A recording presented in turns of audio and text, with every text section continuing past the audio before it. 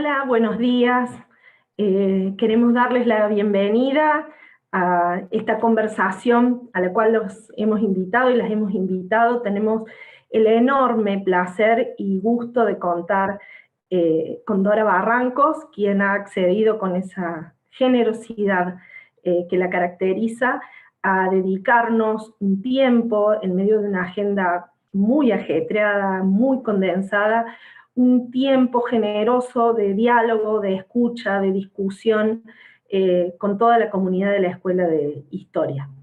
Así que tenemos el placer, agradezco muchísimo, Dora, que te hayas sumado a esta conversación que tiene un antecedente en un Ateneo que venimos desarrollando en la Escuela de Historia y que va a ser realmente uno de los broches de oro de las jornadas con historia que organizamos la escuela, el doctorado y el área de historia de nuestra facultad. Además, le quiero dar las gracias a Ana Noguera, egresada de nuestra casa y profesora de la Facultad de Ciencias Sociales, quien nos ha acompañado en todo, primero en la etapa del Ateneo Barrancos que organizamos y que va a estar a cargo de la presentación y de la guía del diálogo con Dora. La verdad, dos lujos, les agradecemos muchísimo de nuevo y las dejo para que mantengamos esta conversación. Bueno, muchas gracias, Isa. Un placer para mí estar hoy acá presentando esta conferencia. Me toca hoy presentarla a ella, a quien considero que es una gran maestra, no solo mía, sino también de varias generaciones de personas que se sienten conmovidas por y con ella desde distintos espacios y por distintas circunstancias. Dora es una y muchas cosas a la vez. Es socióloga, es historiadora y es feminista.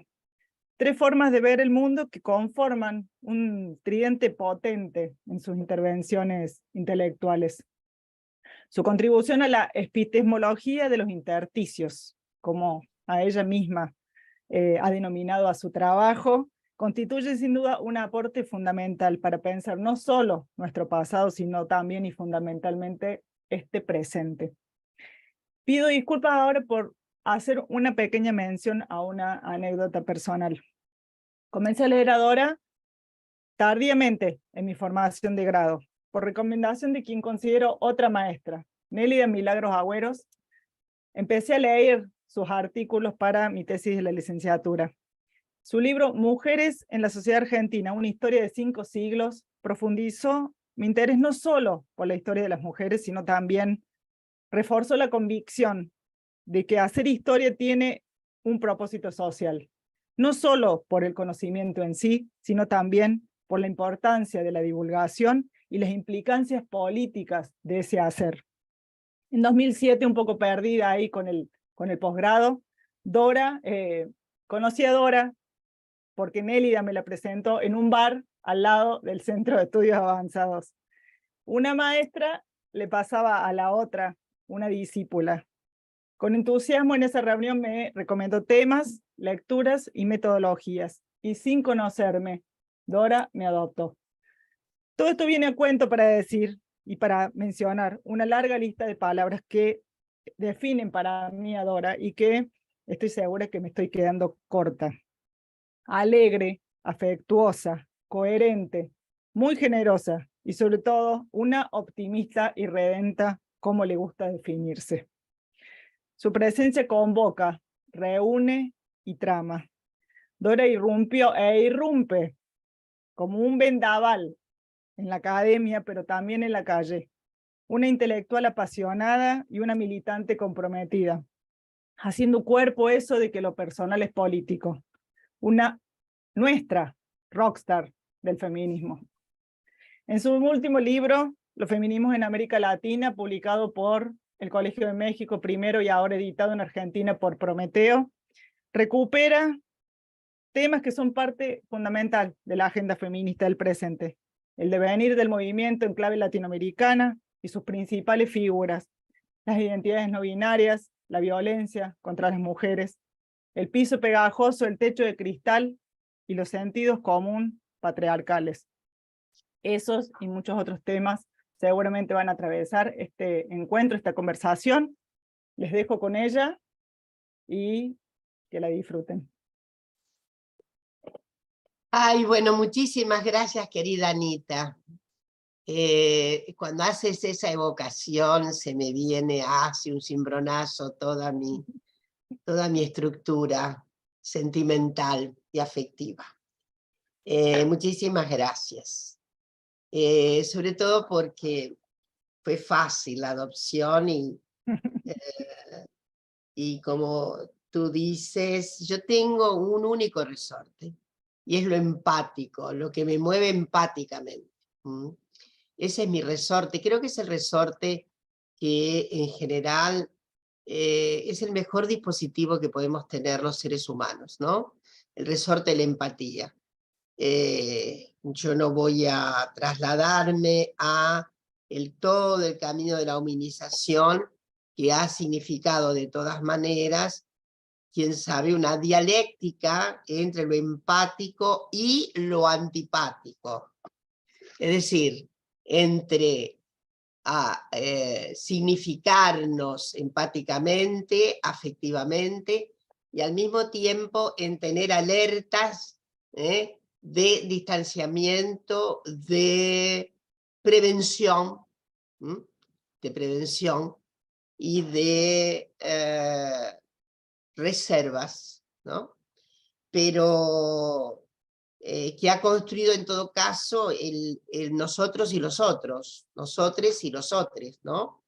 Pero bueno, sigo pensando utópicamente que hay una gran potencialidad humana en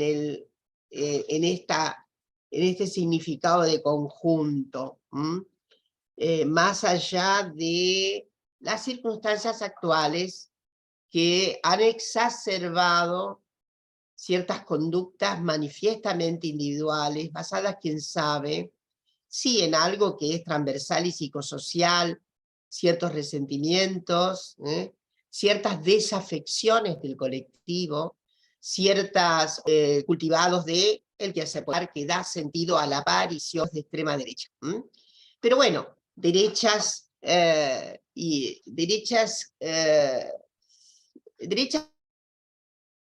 ominosas en el sentido de la clausura del otro, de la discriminación, de la exacerbación de los sentimientos de odio, por razones raciales en el pasado. Esto era energúmeno, pero no solo en el pasado. Hay algunas manifestaciones, voy a distinguir racismo de racialismo.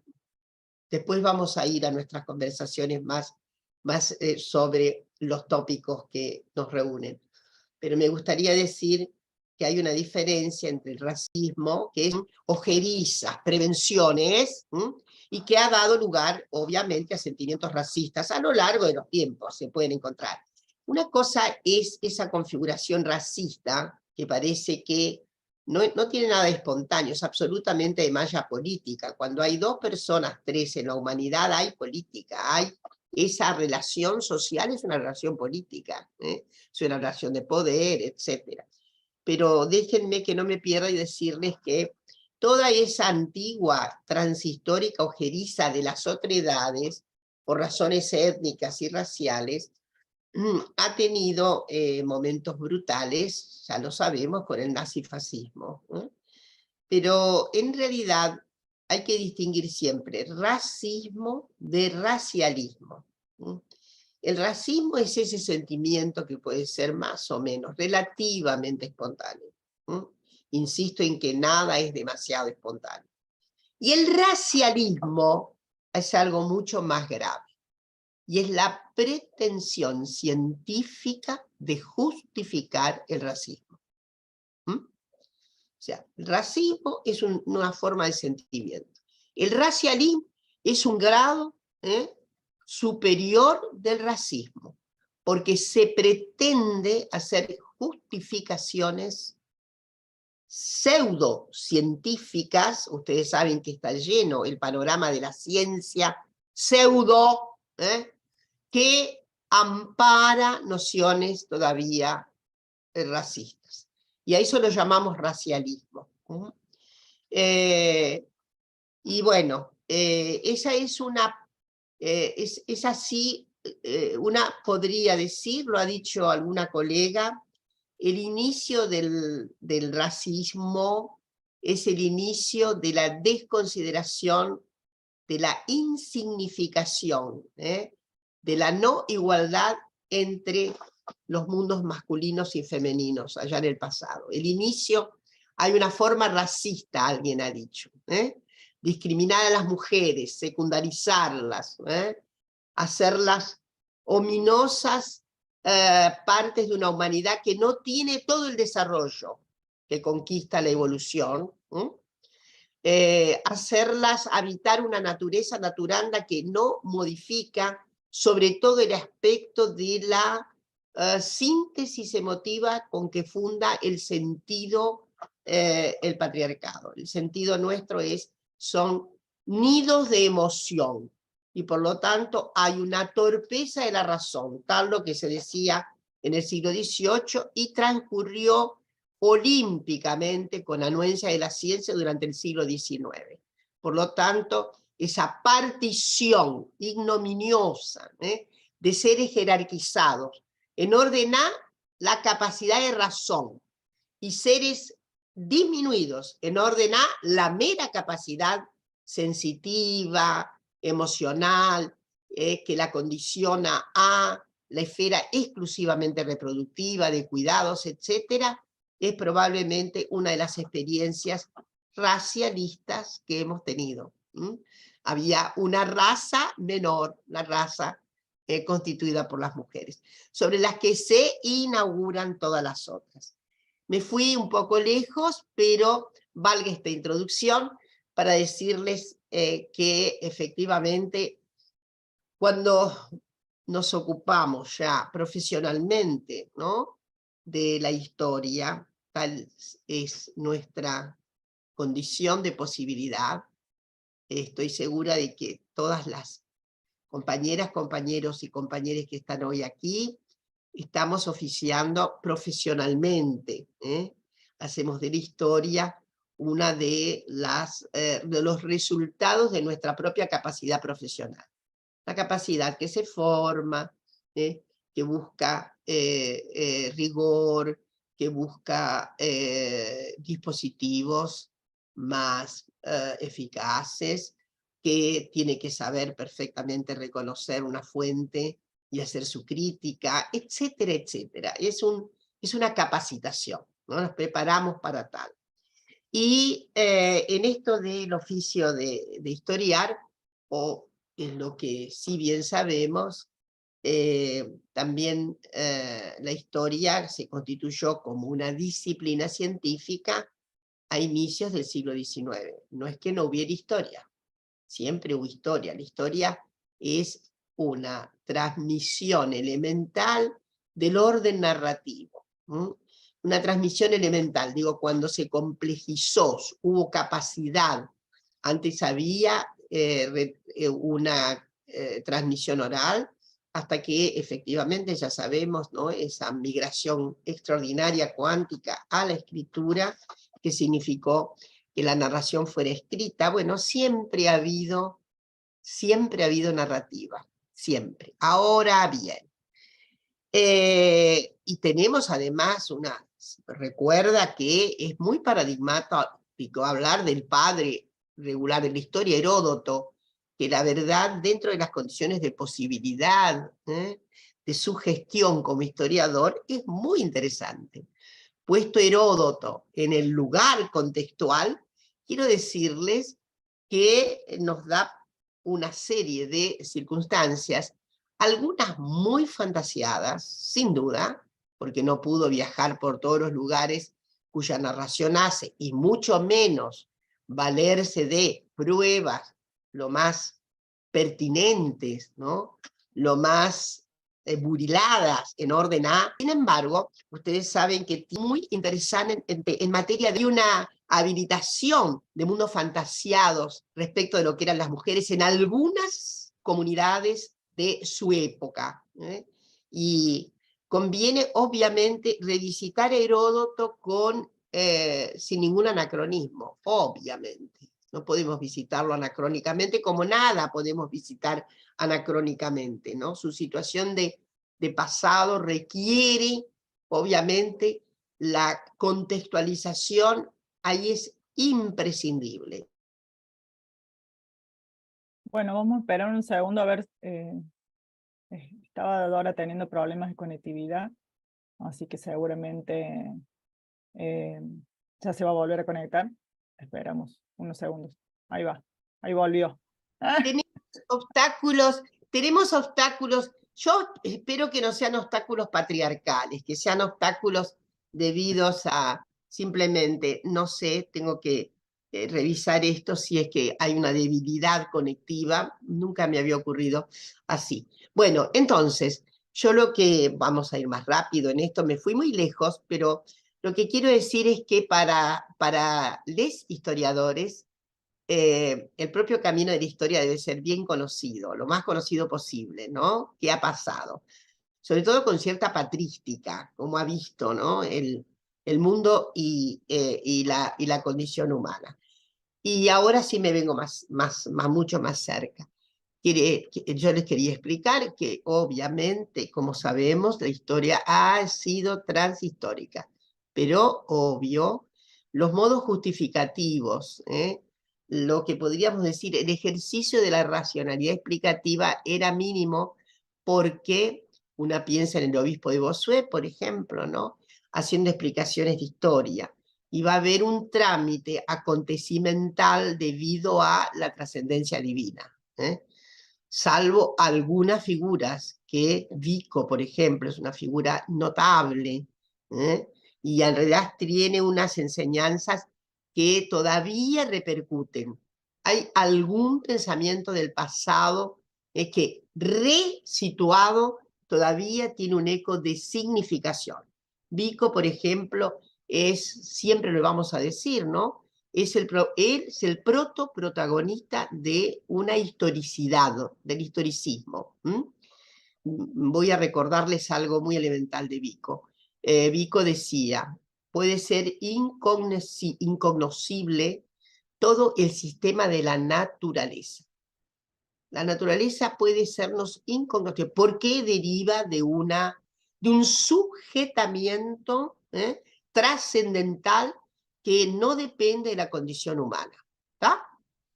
Dios ha hecho el mundo de este modo. Ahora, si algo podemos conocer los seres humanos, es lo que hemos hecho los seres humanos. Entonces hay un traslado historicista, esa primera evocación historicista. Ahí hay una denegatoria de lo que sería una escatología explicativa de la historia. La historia no se puede explicar sino acá, terrenamente, con relaciones humanas. Eso es lo que dice Vico. De ahí que sea un protagonista muy, muy interesante. No es el único, pero además escribió con mucho vigor, dejó mucho texto y demás. Todo esto para decirles que de todas maneras, entonces la historia es inherente, narrar es inherente a lo existencial humano. Y que la profesionalidad definitiva, cientificada de la historia, deriva de las grandes conmociones del siglo XVIII, en donde tenemos la historia esta, científica, regulada, figuras que ustedes conocen mucho, Van Ranke, etcétera, etcétera, que van a ser una divisoria absoluta entre los dispositivos. Voy a recomendar especialmente la lectura de Bonnie Smith, El género de la historia, ¿no? Que ahora la hemos podido traducir para Quilmes, que es maravillosa, en donde ella va a decir, bueno, ¿cuáles son los dos elementos centrales de una historia científica de la historia? El seminario y el archivo. Son los dos dispositivos. Seminario y archivo no eran para las mujeres. Quiere decir que la exclusión patriarcal de las mujeres, que viene desde luego haciendo su tránsito, se exacerba particularmente en el siglo XIX. Y se exacerba a propósito del crecimiento exponencial de la racionalidad científica. Esto es lo patético. Entonces las mujeres no pueden, quedan completamente excluidas. Hace poco tuve el gusto de volver a examinar las exclusiones relativas de las mujeres en los mundos científicos. Siempre hemos creído que las mujeres tuvieron una particular exclusión en las materias dichas, en las materias STEAM, como dicen, la química, la física, de sexo femenino y sexo masculino, que en realidad la primera erradicación del significado científico fue dentro de estas ciencias, mal llamadas duras. Pero no es así. No es así si vemos cuál ha sido el desarrollo de la ciencia en el siglo XIX. Yo estoy con la conjetura de que las mujeres fueron especialmente excluidas de las humanidades, fueron especialmente excluidas de la historia y fueron especialmente excluidas de la filosofía. ¿Escuchan? Bueno. Sí. Venías diciendo que las mujeres habían sido especialmente excluidas de las humanidades. De las humanidades, ¿no? Y es una interesante hipótesis. Necesitamos más corroboración, ¿está claro? ¿Por qué? Porque son excluidas de la historia, ¿no? Hay que leer a Bonnie Smith para ver cómo las mujeres, para hacer historia, hacen historia amateur. Y recoge como 35 nombres, amateur. No caben en lo que sería lo estamental fijado en ninguna circunstancia de la escolástica de la historia. No se las admite. El seminario mismo, seminario evoca un constructo de tipo masculino. Y la elección de determinados alumnos, el seminario es eso, ¿no? La figura regente rectorial de la historia, Van Rank, elige a un grupo de alumnos que son aquellos que efectivamente parecen ser a los ojos del profesor ser inteligentes, tener unas cualidades particulares que pueden ser seguidas. Y ahí Bonnie Smith hace una maravillosa referencia de cómo es el trato entre el profesor, Van Rank por caso, y aquel alumnado masculino, cuya invocación general es una invocación de tipo épica. Esa historia política que va a ser la historia regente del siglo XIX en adelante, es una épica, y es una épica relacional de géneros. Entonces, ahí hay una exclusión. Bueno, mientras tanto, a finales del siglo XIX, claro que sabemos que las mujeres ingresaron ¿dónde primero? A mediados y más. Estados Unidos ingresa un poco antes capilarmente las mujeres al mundo universitario. Pero es en medicina. Medicina porque es la sucedánea de los cuidados. Y esto es un fenómeno internacional. En todos los lugares del mundo se dio que la primera presencia con cierta capilaridad extendida de mujeres en la universidad era para estudiar medicina u obstetricia. Hay un trabajo muy interesante en España, aquí entre nosotros también.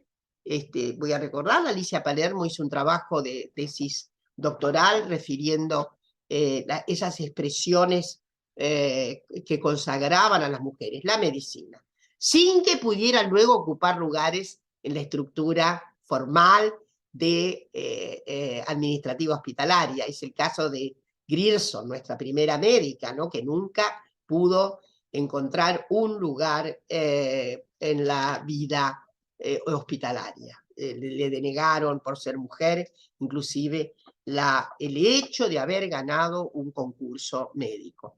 Bueno, esto para decirles que si han estado excluidas es del área de la historia y del área de la filosofía.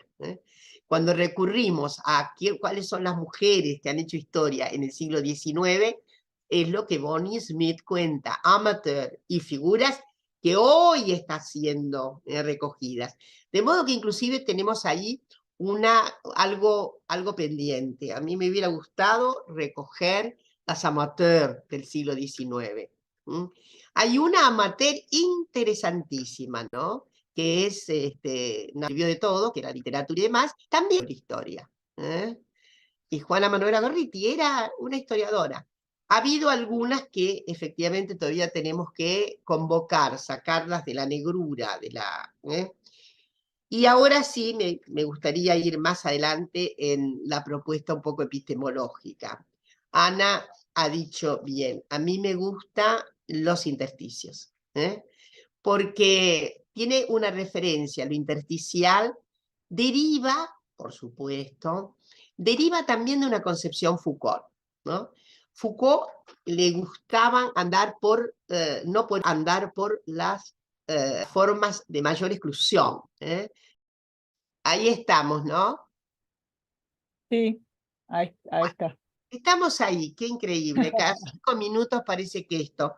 Pero yo voy a avanzar rápido y decirles que las márgenes que son efectivamente las criaturas, los tópicos, los seres que han sufrido una discriminación, pero no solamente una discriminación social, una discriminación del saber, una discriminación de los tópicos dignos de ser conocidos, una discriminación epistemológica, ¿no?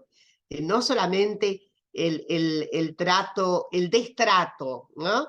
Destrato epistémico, los intersticios, la locura. De la misma manera, pero la historia de la locura es también la historia de la clínica. Entonces, a mí me parece que ese fue mi camino, encontrar ahí donde no había casi destello, había opacidad, había oscuridad, esa intersticialidad que me llevó justamente a ver, cuando me convertí en feminista, que lo hice de manera ya adulta, fue toda una guía, porque efectivamente toda la propuesta que tenía el feminismo desde el punto de vista historiográfico era justamente hacerse con aquello que no había tenido ninguna oportunidad validante en el ejercicio formal de la historia.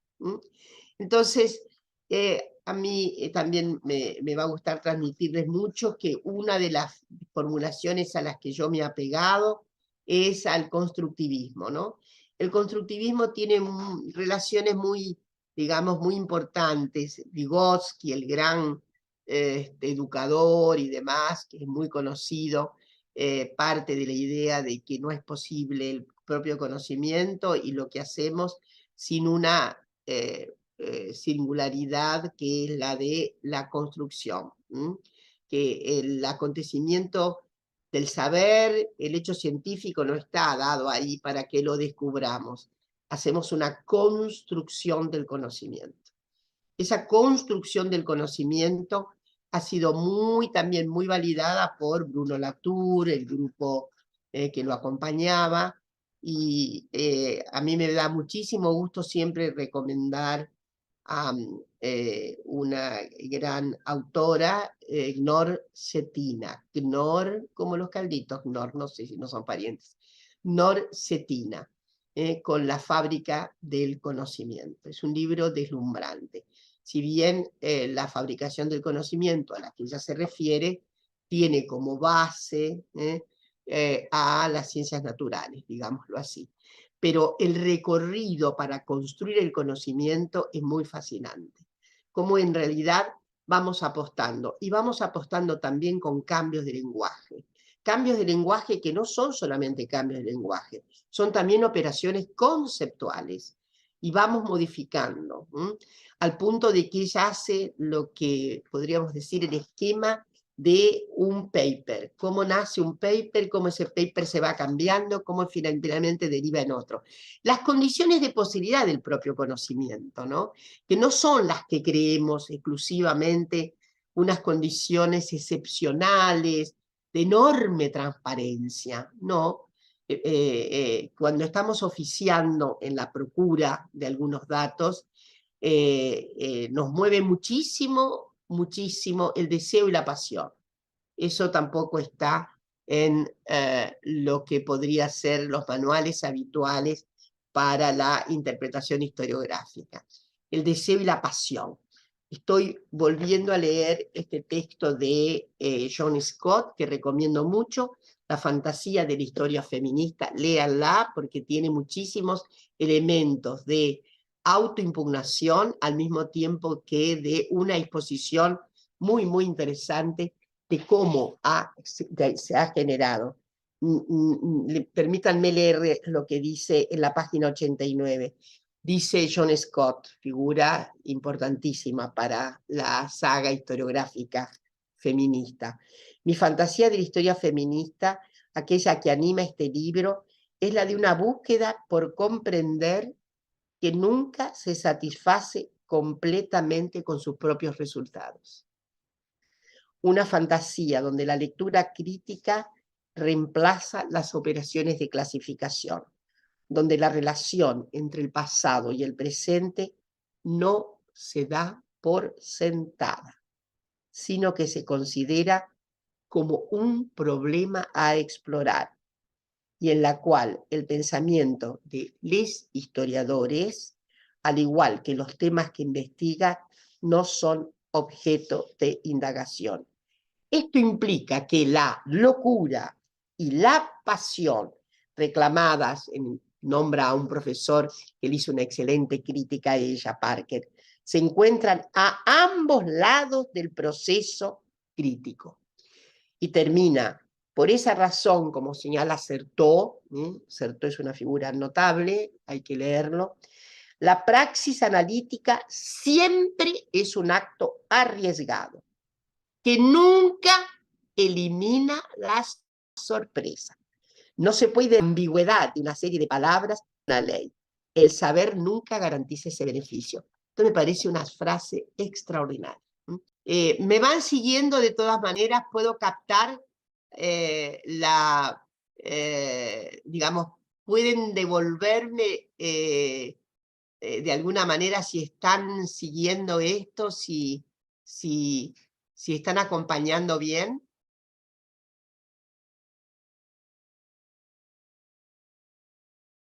Perfecto. Bueno, entonces, he dicho algo muy severo, que el conocimiento va del saber al no saber. Ese no saber implica, tal como ha incluido en este texto de Certeau John Scott, el factor sorpresivo. El factor sorpresivo es uno de los factores extraordinarios del constructivismo, porque ahí depende de justamente una serie de notas que tienen que ver con el sujeto que está interpretando. A veces hay una fuga, nos ha pasado, ¿no? Y nos debe pasar. Estamos analizando algo, estamos frente a una problemática, y estoy siempre pensando en nuestro caso, relaciones de género, relaciones intragenéricas, relaciones que tienen mujeres con mujeres, relaciones que tienen varones con varones, relaciones de las más diversas en el arco de la diversidad hoy día. Estamos hablando de relaciones que concitan un cierto motivo que todavía, a falta de otras propiedades, lo llamamos relaciones generalizadas, que no las podemos. Había una advertencia de Hartman muy interesante, decía, bueno, esto es para que sepamos, ¿no? Estamos llamando género algo todavía provisorio, ¿no? Le vamos a dar una cierta provisoriedad, no es un congelado, Es cierto, tenemos hoy circunstancias fundamentales que han ingresado al plexo de los derechos que hemos ganado, también por fuerza ¿de quién? De los actores humanos, y la fuerza que ha dado los feminismos, y la fuerza que ha dado la Agencia por los Derechos de las Diversidades Sexogenéricas, es cierto, y no dejo de pensar en el acoplamiento para dar fuerza a esos movimientos de la propia vida académica. Las feministas académicas han aportado a las feministas del área política. Pero la verdad es que en América Latina hay una relación íncita. América Latina presenta una relación íncita entre academia feminista y militancia política. No se da así en todos los lugares. En el área norteamericana es muy difícil que la académica se destaque también, haga movilización pública. Pero en América Latina yo creo que es una de nuestras mayores cucardas, ¿no? La movilización académica va a consistir en una movilización política.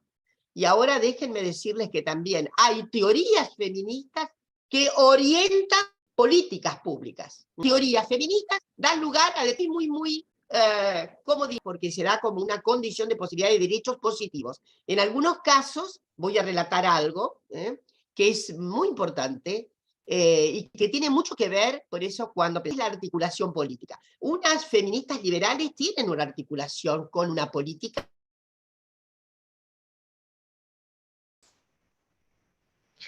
Vamos a esperar que se reconecte Dora. Unas feministas más de acuerdo con la política, de esas. El movimiento en sí, estoy pensando en Kate Millett, estoy pensando en Firestone, ¿no? En Sulamite Firestone. Entonces ha habido una cuenca radical, pero ha habido siempre una cuenca liberal. Inclusive ahora hay algunas liberales de nota en Estados Unidos, perdón, no tienen nada que ver con el prefijo neoliberales, nada que ver, anoto por las dudas. Estarían muy compungidas algunas nombres de, digamos, de la marca liberal norteamericana. Y ha habido liberales que se han ido radicalizando, el caso de Susan Milne Okin, ¿no? Que estudió con John Rawls, que es una figura del liberalismo. Ahora, de un liberalismo radicalizado, del liberalismo de la justicia básica, ¿no? Del liberalismo de la equidad redistributiva. Fíjense ustedes qué lejos está ese paradigma de algunas formulaciones políticas prácticas que vemos en nuestro entorno, ¿no? No tienen casi que ver. Bueno, me fui un poco por las ramas, pero quiero decir que todo esto tiene que ver con los modos en que opera políticamente una teoría. Una teoría ya es un haz político. Y hay un recorrido, obviamente, de desgranamiento, de desarrollo en política práctica. Yo voy a narrar una historia que es muy conocida. Ustedes deben saber que las feministas, en general, todas las fórmulas feministas, fueron las primeras que abonaron en el mundo occidental, sobre todo, la idea del reconocimiento del Estado al estatuto materno, solicitando lo que después fueron las asignaciones familiares. ¿Quiénes pidieron las asignaciones familiares? No fueron las movilizaciones obreras, fueron las movilizaciones feministas las que solicitaron al Estado, en nombre del maternalismo, el reconocimiento de asignaciones por hijo. ¿Qué hicieron los Estados? Dieron asignaciones familiares ¿a quiénes? A los varones trabajadores. ¿Pero qué ocurrió? Ocurrió esa migración, ¿no? Es decir, las mujeres feministas fueron las que pidieron, en primer lugar, ese reconocimiento, con una clave maternalista que es yo diría, de mucha adhesión en esa primera ola feminista. El maternaje tenía un blindaje muy particular, y yo creo que por razones tácticas y por razones también de crédito real, ¿no? No se abandonaba el principio de la maternidad. Esto es un cambio enorme con la llamada segunda ola, en que ahí hay justamente una emancipación del destino maternal. Entonces, en Estados Unidos ocurrió algo notable. También las feministas en Estados Unidos consiguen la asignación familiar. Pero, fíjense ustedes lo que ocurre. Eso fue hacia el año 22, no me acuerdo muy bien. Pero luego, las propias feministas abdicaron de ese derecho, porque les pensaban que era lesionante de la idea de individuación que necesitaban. Ninguna medida de acción positiva. que fuera distinguida en orden a individuos varones. ¿Se entiende? A eso lo llamamos un feminismo de corte muy identitario. Soy igual que un varón, tengo los mismos derechos que un varón, por lo tanto voy a renunciar a cualquier medida de acción positiva que me distinga. Es una diferencia tópica, teórica, muy notable con relación a lo que hemos venido en general transitando como teorías diversas, en lo que sería la relación de América Latina con los feminismos. Aquí no hay ningún feminismo que yo conozca que abdique de medidas, sobre todo de derecho positivo, ¿no? Salvo, desde luego, hay una historia muy particular respecto de un feminismo que es un contrafeminismo feminista, como es el grupo de nuestras queridas viejas amigas anarquistas, ¿no? Que estaban contra el Estado, por lo tanto, no podían aceptar que el Estado jurídicamente les asegurara derechos. No se podía votar, no, había que renunciar al voto. En suma, yo lo que creo es que cuando analizamos estos tópicos de manera situada, tenemos que también advertir las diásporas que hay, ¿no? Los detalles. Yo doy siempre un consejo. Cuando estamos trabajando un tipo relacional, ¿no? Cualquiera sea los sujetos mujeres o varones que estemos tratando, ¿no? En un campo relacional, en un campo de tensión de fuerzas, en un campo... Hay que huir de la perspectiva de una economía de resultados rápidos. Siempre ha sido así, siempre fue así, el patriarcado siempre hace así. ¿Se entiende lo que quiero decir? ¿No? Es decir, es mucho más compleja. Para eso hacemos análisis histórico situado. Para poder entender la malla y que da sentidos entonces al constructivismo, porque ahí tenemos que ser muy osades en encontrar, ¿no? Y los puntos de fuga, a mí me han interesado, rompen cadenas, abdican de esa situación, pagan alto, o por ahí hay situaciones muy extrañas que tenemos que también tratar de entender. Voy a localizar algo en la película, han sido varias las que hemos opinado, mariquín, circunstancias que son no canónicas. Ella tenía una vida sexual absoluta.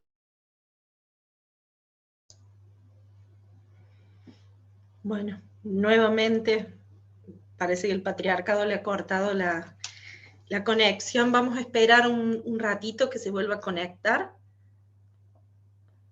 Hola, Bueno, Dora. Ahí volvemos. Yo voy a tener que hacer una revisión de mi aparato. Yo estaba muy vanidosa respecto. Tengo que ver si efectivamente la culpa no la tiene. Me sale, ahora sí me sale un aviso como que es débil la conexión. Bueno, vamos a ponernos a ver qué es lo que pasa. Pero bueno, salgamos del aparato y vamos aquí. Lo que quiero decir es que siempre persisto en mi idea, vayan por los márgenes. Desconfíen de lo obvio. Desconfíen de la marca obvia. Ahí hay un imperativo de construir, con una fantasía imaginaria, la fantasmas. Es una fantasía que se asienta sobre las propias posibilidades de lo humano. Lo humano es un quantum de deseo, de una serie de cuestiones que son las más difíciles de captar. Las más difíciles de captar. Porque efectivamente son las más oscuras, las más tapadas, pero son un incentivo enorme para la creación conjetural constructivista. Son un enorme incentivo. Y siempre la pregunta no puede ser metafísica. ¿Por qué? ¿Por qué hizo esto? ¿Por qué? Sino cómo lo hizo. Ahí sí pensamos bien cómo, reclutamos suficiente cantidad de probanza de cómo ocurrió, probablemente sí lleguemos al umbral de la temible pregunta. ¿Por qué? ¿Por qué? más que el por qué, ustedes saben que es una pregunta metafísica, muy del positivismo, ¿no? ¿Por qué? ¿No? Pero finalmente es una pregunta metafísica. En cambio, el cómo es muy del constructivismo antimetafísico. Es el cómo. ¿Cómo pudo pasar? Pasó esto. Porque sabemos perfectamente que el por qué último, inclusive puede no ser desentrañado por los propios sujetos de carne y hueso. Podemos dar explicaciones acerca de una conducta. Esas explicaciones pueden tener mucha plausibilidad, pero probablemente estén lejos de lo que sería el núcleo del explicativo último del por qué. Así que eso pasa mucho en el arte, ¿no? Ustedes deben saber que muchos artistas se impresionan cuando una crítica o un crítico dice, no, porque en este trazado el pintor o la pintora quiere decir, y hemos escuchado muchas veces a tales artistas diciendo, yo no lo sabía. Bueno, puede ser que ocurra eso. Bueno, finalmente, porque quiero que ustedes ahora sí conversen, yo sigo apostando desde luego a la creación historiográfica como una creación imprescindible para nuestra humanización. Sigo pensando en que nuestra humanización no quiere decir que vamos a ser todos perfectos, buenos, maravillosos.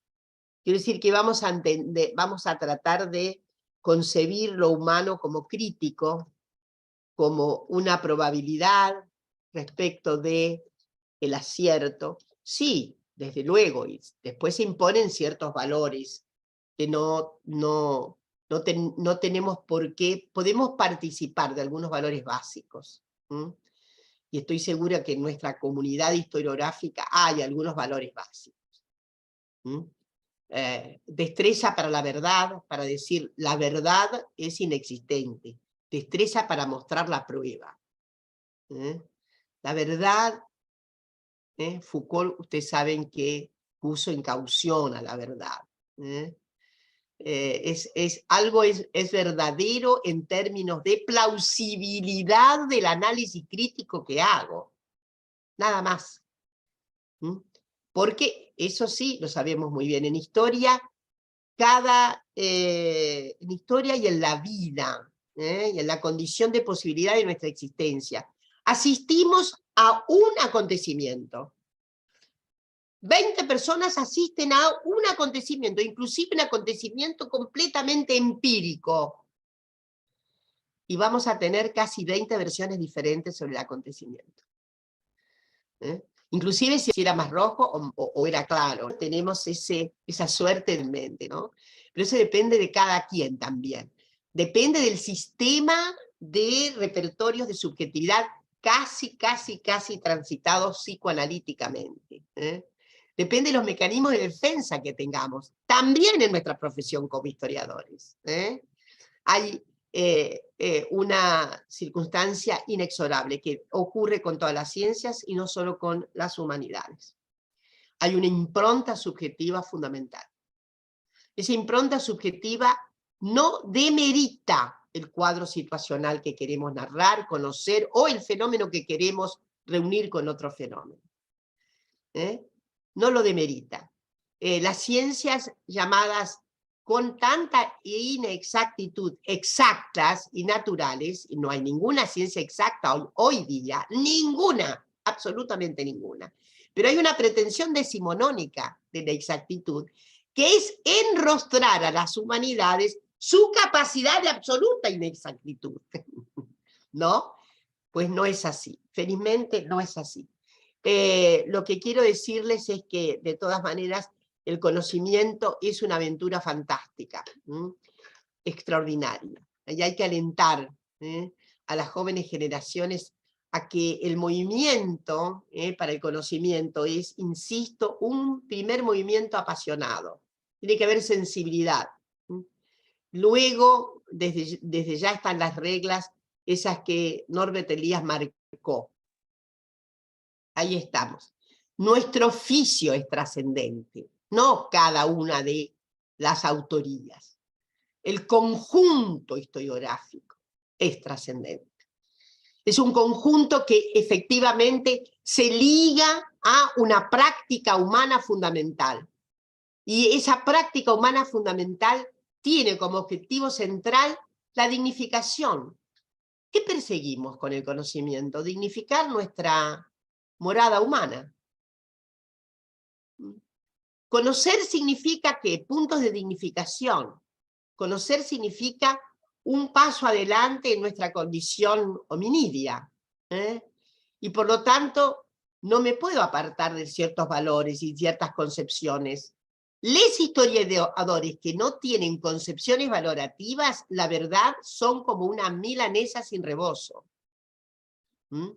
Porque su construcción, de todas maneras, es una quimera, porque sabemos perfectamente que aún aquellas personas oficiantes de la historia, u oficiantes de la sociología, u oficiantes de la química y la física, que dicen que son absolutamente apolíticos, ya nos dicen cuán políticos son, ¿no?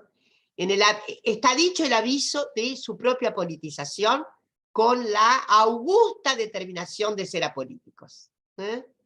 Entonces, eso no quiere decir partidización, quiere decir un estado de sintonía con el conjunto social, con el presente, con el contexto, con la historia que se transita. Finalmente decirles, ¿no?, que en nuestra maravillosa fábrica de conocimientos que es la historia, hacemos, insisto, una contribución a la cultura humana fundamental, pero al mismo tiempo hacemos una construcción que yo no digo que sea ejemplar desde el punto de vista que la historia dé siempre lecciones. La historia no siempre da lecciones perdurables, pero es una manera enorme que tenemos de efectivamente significar hacia atrás lo que nos ocurre. Porque el verdadero tiempo de la historia es el presente. Son los problemas del presente. Son las angustias del presente. Son las inquietudes del presente. Son los dilemas del presente. Son las irracionalidades del presente. Son las transformaciones interesantes y buenas del presente. En fin, esa vorágine de acontecimientos del presente son los que estimulan, incitan, promueven una mirada a lo que nos ha pasado. Entonces, ese pasado es cierto. El motor es el presente. Es cierto, vamos al pasado, y el pasado efectivamente a veces dilemáticamente nos coloca, pero atención a esto, que no estaba ni siquiera previsto en nuestras manifestaciones originales. Como dice Desertó, no le tengamos miedo al factor sorpresa, que es fundamental. Y sobre todo, sepamos lidiar con lo que serían hipótesis rivales. A veces nos entusiasmamos rápidamente con una hipótesis y un resultado. Sepamos decir, esto no está bien. Una circunstancia en que viene con una... Y bueno, tenemos que tener criticidad para saber que esa resolución debe ser objeto de una crítica. Y no le tengamos miedo a pararnos frente a el resultado. Hay que desconfiar de la facilidad a veces con que podemos llegar a dar cuenta de una circunstancia en términos vinculares humanos. Hay que desconfiar de la rapidez con que ponemos la teoría.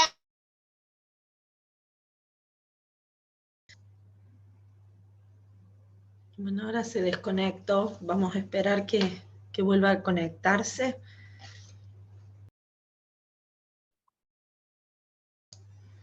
Bienvenida de vuelta.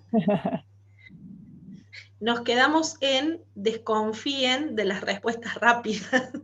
Desconfíen de las respuestas rápidas que nos llevan a soluciones rápidas de un entrevero que tenemos. hay que desconfiar. Tenemos que tener un desconfiómetro. Vamos por un sendero, ay, parece que todo está tan claro, atención.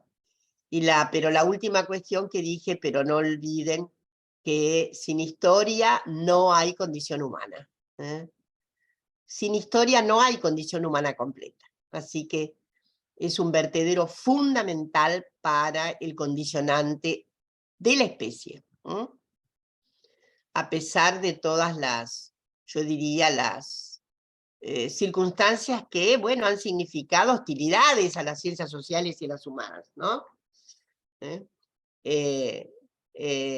Prestamos un servicio fundamental a la condición hominidia, a la condición humana. Bueno, ¿preguntas?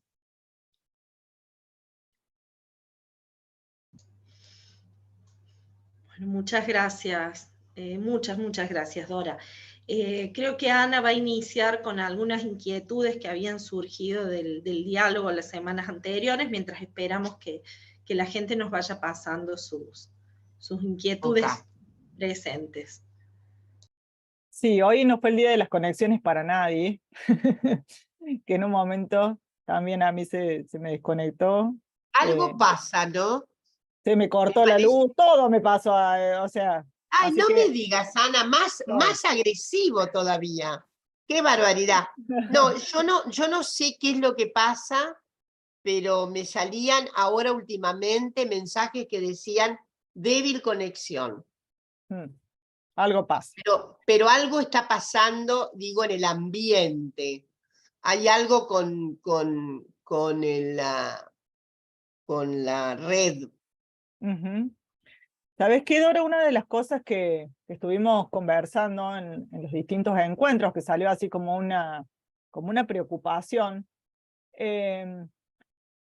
por un lado tiene que ver con bueno, por ahí, cómo comenzar una investigación en términos de, con algunas preguntas en relación al género o a la historia de las mujeres.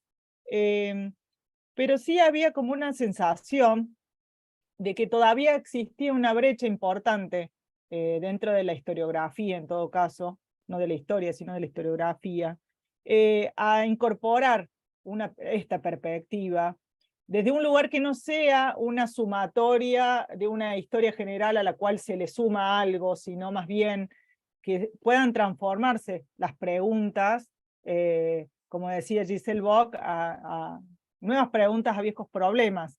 Y entonces había una sensación entre algunas y algunos de los que estaban ahí conversando, de que hay en este presente donde el feminismo tiene mucha presencia y mucha agencia y mucha agenda,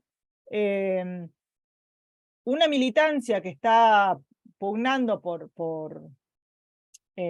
conocer, si se quiere, o revisitar ese pasado desde otras miradas, y una cierta escisión, si se quiere, con esa respuesta que viene o de la academia o de la historiografía, y entonces cierta elitización de las posibilidades de acceder a los estudios feministas y de género, en tanto, como vos lo has planteado en varios trabajos, el posgrado tiene una fuerte presencia en relación a eso, y no tanto así el grado.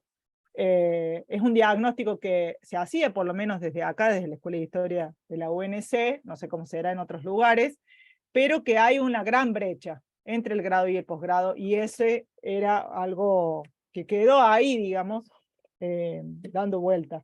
Y el cómo incorporarlo después, ¿no? Si se pudiese incorporar al grado, o si se incorporase con menos resistencia, ¿cómo se haría?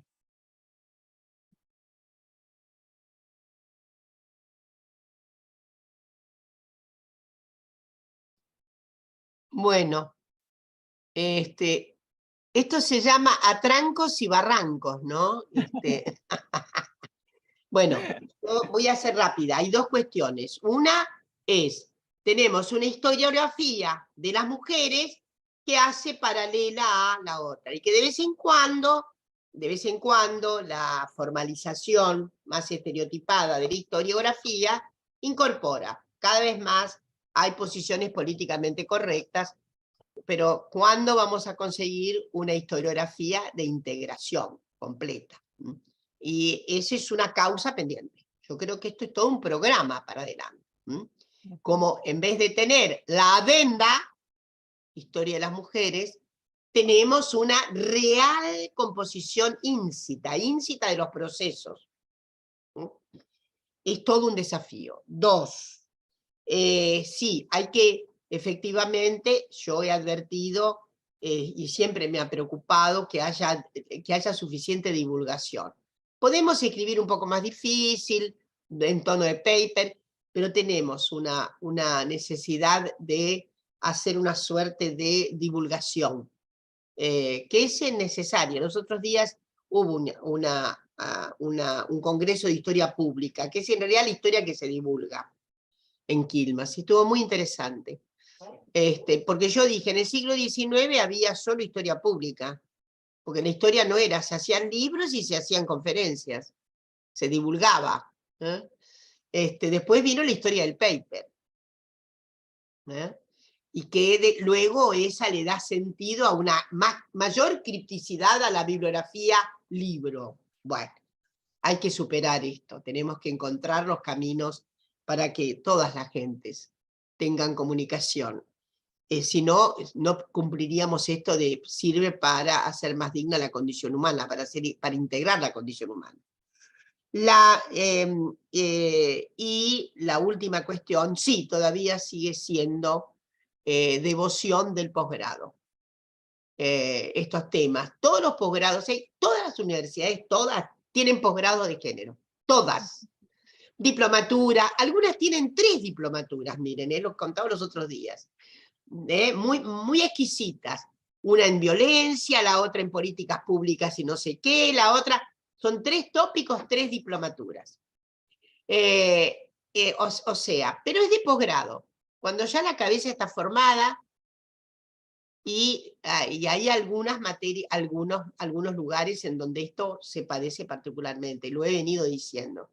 Si hay 2 áreas, porque todas están comprometidas con esa lógica de perspectiva de género, queda para el final. Algunos tópicos se pueden dar en grado, pero si hay 2 recursos acumulados de saberes en los que es imprescindible introducir la perspectiva, no como glosario, sino como es derecho, las profesiones jurídicas, mutis por el foro respecto de nada menos que lo relacional humano sobre la base de la divergencia sexogenérica. Y medicina. Entonces, porque bueno, en historia de vez en cuando puede colar, en sociología de vez en cuando. Ahora, medicina y derecho son gravitantes en sus aspectos societales fundamentales. Son 2 órdenes públicas. Pocos conocimientos son tan públicos. ¿Por qué? Porque la relación con el Estado se plantea a través de una profesión como es la de la abogacía. Y la relación con la sociedad en su conjunto sanitario es la medicina.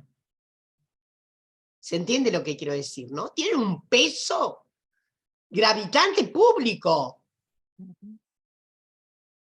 El médico es el que da la certificación de vida y de muerte, ¿no?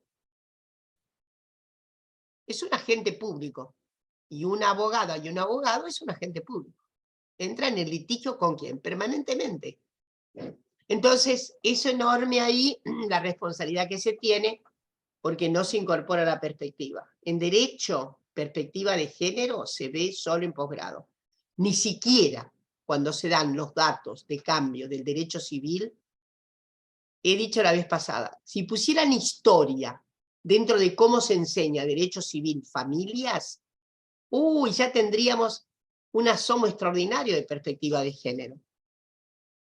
No, se da de una manera insólita, inocua, como si no hubiera repertorios sexogenéricos en la vida, nada menos que llamada familias. para no decirles las utopías en que ha recurrido eso, ¿no? Porque todavía digo, aunque el Código Civil cambió muchísimo, en la cabeza de magistradas y magistrados, la familia no es familias, es la familia aquella, ¿no? Armónica, convocada, conyugal, nuclear. Eso no existió nunca. Sí, existió paralela con las otras, desde que hay doble moral sexual para los varones, ¿no?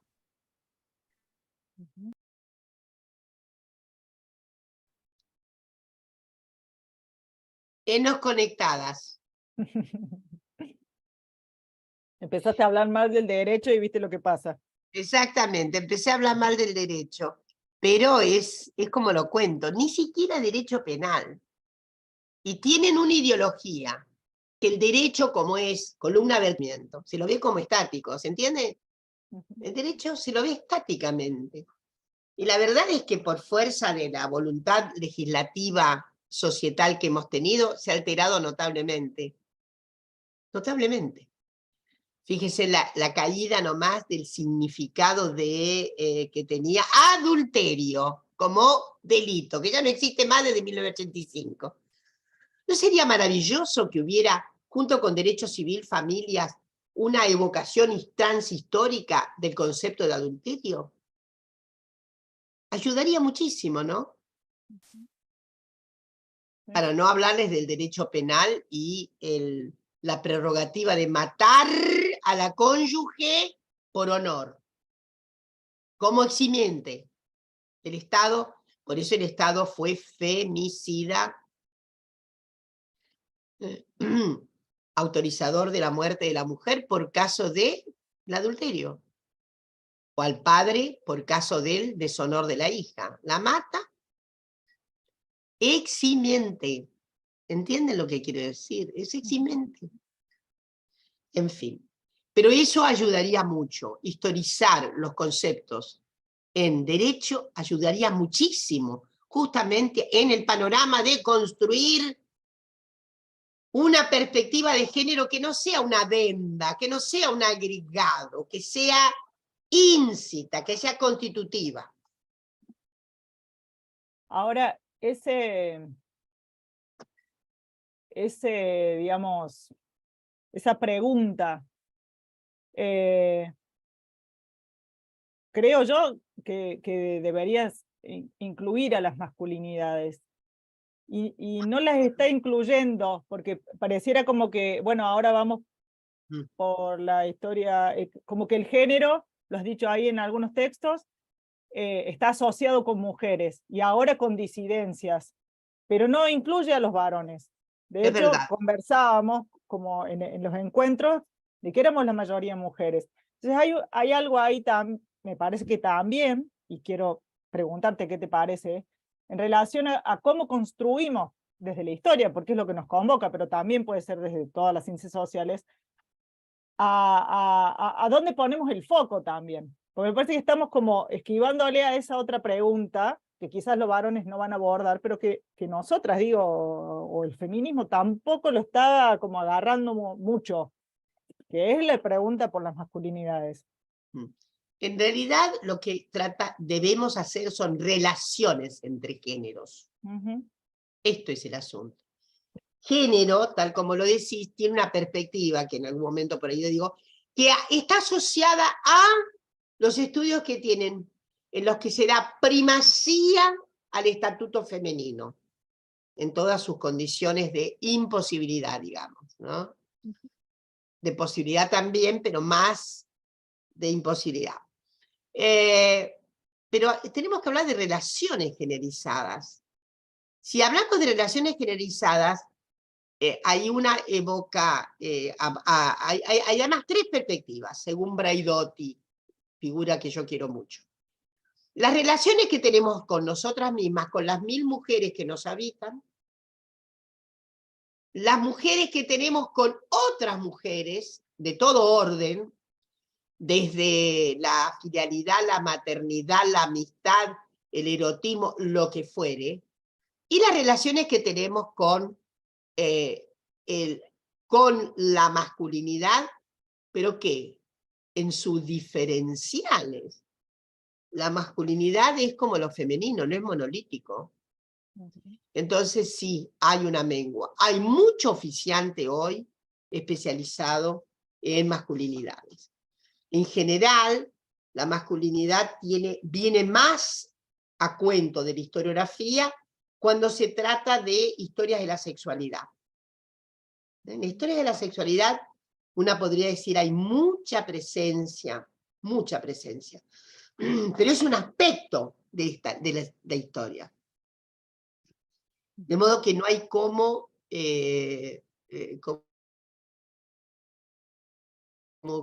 impugnar la idea de que tenemos una faltante con estudios históricos de masculinidad. De todos modos, quiero decir, la plaza está muy habitada hoy, pero menos habitada en historia. La plaza académica está muy habitada en antropología, está muy habitada en sociología, pero mucho menos en historia. ¿Se entiende, no? Sí, En sí. historia digo, en historia el gran capítulo es historia de las sexualidades. Bueno, ahí sí. Pero no en...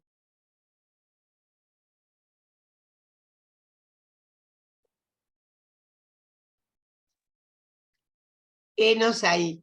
Es muy apasionante. Esto es casi que el deseo nace, dice Lacan, ¿no? Del oculto. Bueno. Bueno, sí, pero que hay que abogar por una historia de las masculinidades. En general han progresado los estudios de masculinidades no hegemónicas, ¿no? Eso es lo que ha progresado mucho. Pero de la masculinidad hegemónica, poco. Una piensa, ¿cómo sería una historia de la masculinidad respecto de justamente figuras que, bueno, que tienen un combustible particular, porque tienen una proyección histórica, pero otras que no? Esto es todo un desafío todavía, en historiografía, insisto. Claro, Aún digo, dentro del panorama de las otras disciplinas, antropología, sociología, sobre todo antropología y sociología, el campo está más nutrido respecto de las sexualidades no hegemónicas. ¿Mm?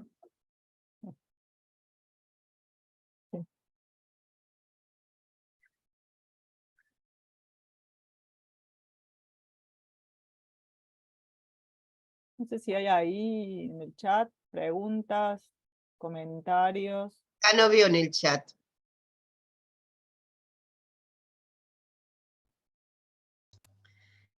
Acá en el chat no aparece nada.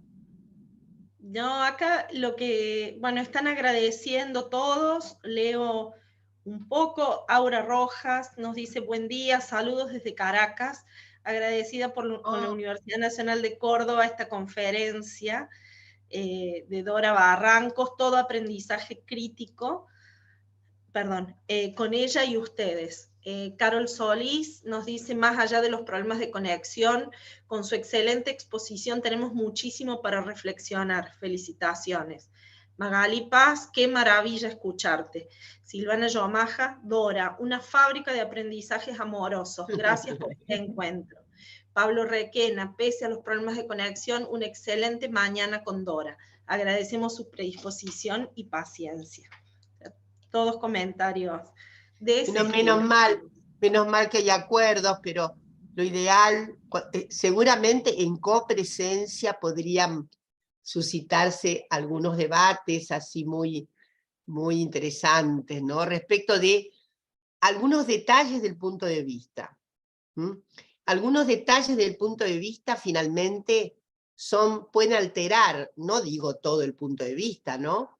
Pero pueden significar unos mojones muy interesantes para el punto de vista, ¿no? Bueno, nos debemos una copresencia. Poco difícil traer a los compañeros del planeta latinoamericano a una reunión de copresencia. Pero bueno, soñemos un poco, utopicemos un poco, y debo reconocer que en América Latina hay un crecimiento grande de la historiografía, de las relaciones de género, muy grande. En algunos lugares, algunas colegas se quejan de que no hay una herencia a la altura del magisterio precursor. Pero me llama mucho la atención, ¿no? Concretamente, no sé si hay quejosas respecto de que no hay una expresión así muy, muy, muy fuerte de una historiografía.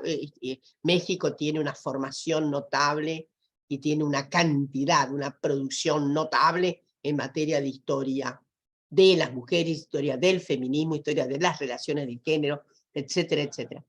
Pero yo en cambio, a mí me parece que el campo de la historiografía de las relaciones de género en la Argentina tiene un vigor impresionante. Más allá de las ausencias, más allá de las negligencias, más allá de los puntos que todavía no, de los sujetos que todavía no están alcanzados, etc.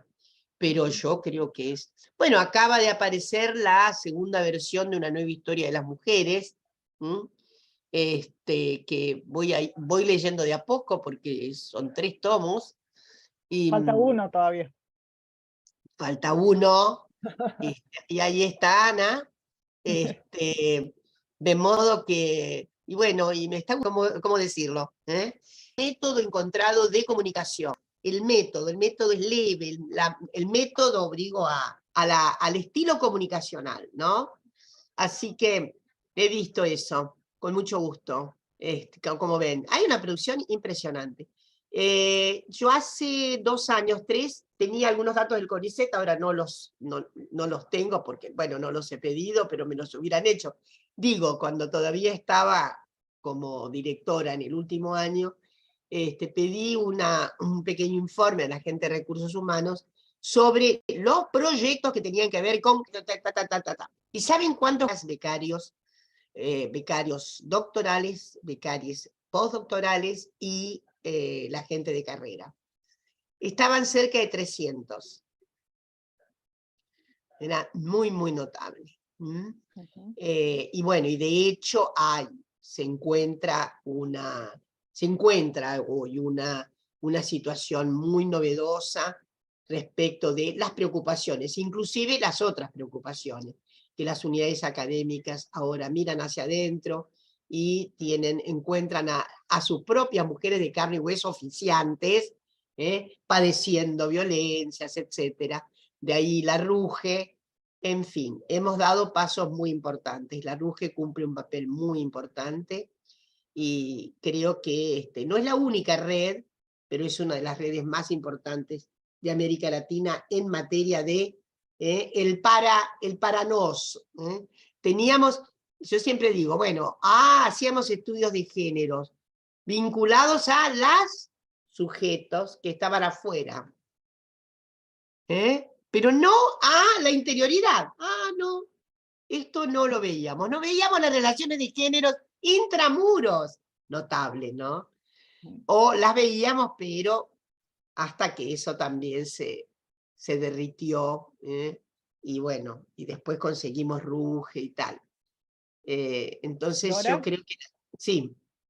Ahí te paso una inquietud de las compañeras y de los compañeros que estuvieron, que la escribe Julia ahí en el chat, que tiene que ver con cosas que salieron en el Ateneo, pero también en un taller que se dio en el marco de las jornadas con historia ayer sobre miradas feministas en la enseñanza de la historia, transversalización de la perspectiva de género en la enseñanza. En torno a la cuestión, dice Julia, de reparar en la diferencia entre la inclusión de ciertos contenidos en los programas y introducir la perspectiva de género como enfoque transversal. Y ahí pregunta, digamos, ¿cómo definirías en qué consiste o qué involucra y cómo puede hacerse esa transversalización del enfoque más allá del contenido. O sea, asumiría una especificidad en la enseñanza de la historia, y bueno, ¿cómo lo ves? Habría que, son dos movimientos transversales. El movimiento interno de transversalidad en la disciplina, Ujú. y el movimiento de la transversalidad generalizada entre disciplinas, interdisciplinariamente. Hay un movimiento intra y un movimiento inter. Es muy difícil de conseguir, pero hay que bregar porque se consiga. Es toda una aspiración. Es un poco utópica, pero hay que hacerla. Hay que conseguir una amalgama en donde los tópicos a los que nos estamos refiriendo, adherimos y por los cuales trabajamos, no sean un adhesivo particular en un momento determinado, sino que tengan un tránsito de flujo normalizado. Esto es lo que quiero decir. ¿Eh? Que cuando se habla de finanzas, se habla del significado que tienen las finanzas y las crisis económicas para sectores sociales y para sectores que están también en las cartografías sexogenéricas. ¿Está claro? Porque no es lo mismo, absolutamente no es lo mismo. Y entonces, ahora conseguir eso, yo creo que ustedes lo van a conseguir. Las jóvenes generaciones se van a empeñar en eso. Hay que sentarse y trabajar, eso también es cierto. Hay que proponerse trabajar la currícula. Es todo un trabajo. No es, ay, sana, sana, colita de rana, lo pongo así, no. Esto es una cuestión, ya es muy trabajosa la intradisciplinaridad, la transversalidad de la intra. Y imaginen lo inter. Pero bueno, debería ser de una comunidad de sentidos. Pero hay que trabajarlo, hay que sentarse y trabajar. ¿Cómo hay que trabajar? ¿Cómo se manifiesta un nuevo programa formativo en historia? Oh, bueno, hay que trabajar. Y insisto, y es razonable lo que dice Julia, ¿no? Nosotros no es que colgamos el percherito, ay, miren, acá falta el perchero, en este placar de la historia vamos a poner el perchero relaciones de género. No es eso. No se arregla tampoco con seminarios específicos, puede haberlo, pero bueno, tienen que ser de integración. En todos los tiempos, en todos los periodos y en todos los espacios. Pero es una tarea de mucho fragor, de mucha transpiración. De mucho cuerpo. De mucho cuerpo. Hay que sentarse y verla. Así, ¿no? Con, obviamente, espíritus comedidos, como yo digo. Espíritus comedidos. Espíritus que no están comedidos, que están incomodados, no se pueden. Hay que ganarse la sensibilidad de muchos espíritus. Pero yo, en ese punto, yo creo que hemos avanzado mucho. La verdad, una mira, 20 años atrás, estos tópicos, sí que eran de márgenes, ¿no? Y ahora es como que por lo menos el recurso casi de la obviedad. No sé si tan sentida e integrada por muchos compañeros varones, pero, y por muchas compañeras mujeres, hay que decirlo. Hay que decirlo. Pero, mucho más, ¿cómo diré? Mucho más espabilades, Hay una, esto suena, sobre todo por la realidad tremenda, contextual, societal, por la evidencia empírica del diferencial sexogenérico, la diferencia empírica salarial, la diferencia empírica de las oportunidades, la diferencia empírica es constatable, ¿no? En todos los sentidos. Entonces, la diferencia empírica respecto de la magnitud de la violencia. ya que hemos asistido a un cambio sideral, a llamar femicidio lo que antes era esa escabrosa circunstancia del crimen pasional, ¿no? Entonces ya es un cambio, y yo creo que eso ya, me parece que eso ya está con sentido común, ¿se entiende? Ahí hay ya un sentido común, ahí ya hay una amalgama de sentido común. Sí. Dora, ahí Julieta también te agradece por las reflexiones, por los aportes. Te invitan a Córdoba cuando Tengo que vengas. ir a Córdoba. Claro. Tengo que que ir, me vengas tengo que pronto. estacionar unos cuantos días en Córdoba. Claro, vos venite y te invitamos de Te voy a nuevo. hacer ciudadana cordobesa. Con ese estacionamiento que va, impresionante. Así que ahí Esta todos. era una invitación presencial, pero bueno, Dora esta semana no podía acercarse y Era tuvo la imposible. ¿Saben por qué? Porque tenía conversar. las 3 viajes al hilo. Pero Tengo mañana Rosario, vuelvo, y a ustedes, perdón, no, este es un dato ridículo de la realidad existencial. Como vuelvo tarde y al día siguiente parto a la madrugada para Chile, estoy haciéndome la valijita de Chile ahora, porque no voy a tener tiempo, ¿se entiende? Es ridículo. Ya es una caricatura, eso ya no es... Es la ya vida de un influencer, es así. la vida de una caricatura, ya no es eso, no es... No, es la vida de una caricatura. La invitación de la escuela, y creo que Con enorme gusto, con enorme gusto. Abierta para cuando vengas a Córdoba, si tienes un ratito, conversar copresencialmente. Bueno, tratemos de armar algo ahí, Ana. Por supuesto. Sí, Y claro. vos, Isabel. Bueno, sí, apenas yo puedas. les dejo todo mi cariño y la convicción de que estamos, que Pur se mueve, y que bueno, y que yo siempre prefiero tomar distancia con la depresión y el espíritu negativo y el pesimismo. El pesimismo siempre es reaccionario.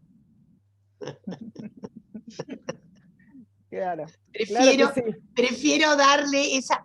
El pesimismo es reaccionario, entonces no queda otra que el optimismo de la voluntad, que es fundamental para transformar la vida y nuestras disciplinas, a las que hemos optado con pasión, como un arco profesional.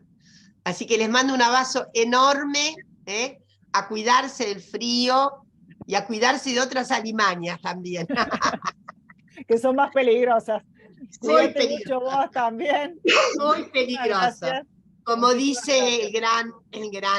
el gran protagonista de esa gran, extraordinaria novela de Brasil que hay que leer, Gran Sertão Veredas, de Guimarães Rosa. Qué lástima que por un problema de idioma siempre. Guimarães Rosa es una genialidad.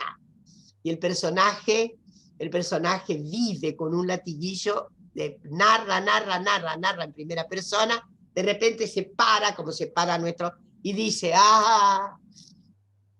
hace una reflexión filosófica profunda. Vivir es muy peligroso. Tenemos todos los días que tomar decisiones, todos los días tenemos que empeñarnos en convicciones, todos los días tenemos que, el sortilegio de la posibilidad, sobre todo de daño social, al que evitar de todos modos. Bueno, les mando un abrazo gigante. Un abrazo grande. Muchas gracias. Gracias por toda la acogida y el cariño de les colegues que están por ahí desparramados. Gracias. Nos vemos pronto. Nos vemos pronto, seguro. Gracias. Adiós.